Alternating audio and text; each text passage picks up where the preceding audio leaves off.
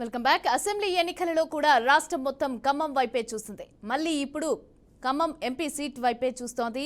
ఇక రాష్ట్రంతో పాటుగా దేశం కూడా ఉత్కంఠగా ఖమ్మం ఎంపీ సీటు అలాగే అన్ని పార్టీలకు అగ్ని పరీక్షే. జాతీయ పార్టీలతో ఇంకా సందిగ్ధంలోనే ఎంపీ అభ్యర్థిగా ఉన్నారు.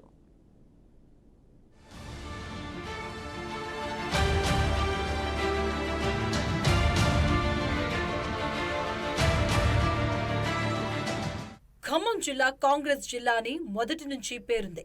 జిల్లా వ్యాప్తంగా కాంగ్రెస్, టీడీపీ, కమ్యూనిస్టుల ఆధిపత్యం ఉంటుంది. కాలక్రమేణా కమ్యూనిస్టులు తమ ఉనికిని కోల్పోయారు. ముఖ్యంగా తెలంగాణ ఏర్పడిన తర్వాత వారి ప్రాబల్యం చాలా తగ్గింది అని చెప్పొచ్చు. రాష్ట్ర విభజన పరిస్థితుల్లో తెలంగాణలో టీడీపీ కూడా కనుమరుగైంది. నాయకులంతా తెలంగాణ ఏర్పడిన తర్వాత టీఆర్ఎస్ పార్టీలో జాయిన్ అయ్యారు. అయినా ఇప్పటికీ టీడీపీ, కమ్యూనిస్టులకు గ్రామాల్లో అభిమానులు, నిబద్ధత కలిగిన కార్యకర్తలు ఉన్నారు. బీజేపీ కూడా కొంత బలంగానే గ్రామాల్లో విస్తరించింది. ఇటువంటి పరిస్థితుల్లో ఖమ్మం ఎంపీ సీటు అన్ని పార్టీలకు ప్రతిష్టాత్మకంగా మారింది. ముఖ్యంగా అధికార పార్టీ కాంగ్రెస్ సీటు కోసం నేతలు క్యూగడుతున్నారు. భారీగా విశ్వ ప్రయత్నాలు సాగిస్తున్నారు.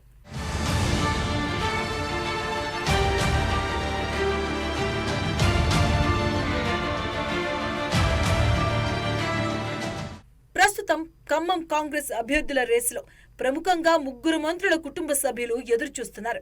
డిప్యూటీ సీఎం బట్టి విక్రమార్క సతీమణి మల్లు నందిని, రెవెన్యూ మంత్రి పొంగులేటి శ్రీనివాసరెడ్డి సోదరుడు ప్రసాద్ రెడ్డి, వ్యవసాయ శాఖ మంత్రి తుమ్మల నాగేశ్వరరావు తనయుడు యుగేందర్, జట్టి కుసుమకుమార్, రాజేంద్ర ప్రసాద్ పేర్లు ప్రముఖంగా వినిపిస్తున్నాయి. సీనియర్ నాయకులు హనుమంతరావు కూడా తనకు ఖమ్మం సీటు కావాలి అని అధిష్టానం వద్ద గట్టి ప్రయత్నాలు చేస్తున్నారు. ఎవరికి సీటు కేటాయించాలి అనేది అర్థం కాక తలపట్టుకున్నారంట అధిష్టానం. ఇంకా వేచి చూసే ధోరణిలో ఉందని ఆచితూచి అడుగు వేస్తుంది. ఈ ముగ్గురులో గణనీయమైన ఓటు బ్యాంక్ కలిగిన నాయకులే ప్రధాన పోటీ నందిని, ప్రసాద్ రెడ్డి మధ్య ఉందనే టాక్ కూడా వినిపిస్తుంది.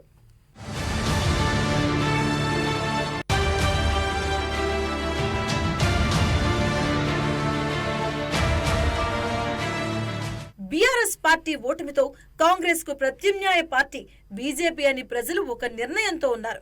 వాస్తవంగా తెలంగాణ విషయంలో బీజేపీ మొదటి నుంచి అనుకూలంగా కొంత బలమైన పార్టీగా రూపాంతరం చెందింది.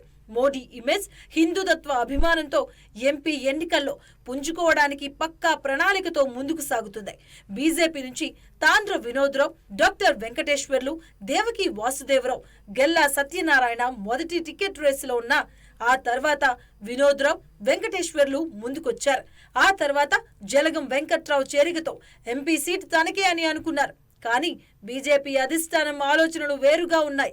ప్రస్తుత బీఆర్ఎస్ పార్టీ అభ్యర్థి నామా నాగేశ్వరరావును బీజేపీ లేక టీడీపీలో చేర్చుకొని టికెట్ ఇవ్వాలని ఆలోచనలో ఉన్నట్లు ప్రచారం సాగుతుంది.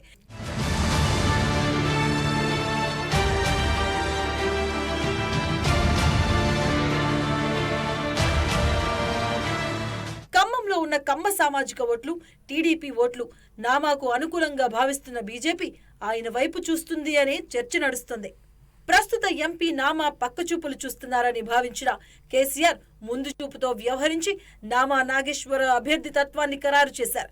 అందరికంటే ముందు అభ్యర్థిని ప్రకటించినా ఏదో ఆందోళన పార్టీలో కనిపిస్తుంది. నామా కూడా పోటీకి అంత సుముఖంగా లేదని గుసగుసలు వస్తున్నాయి.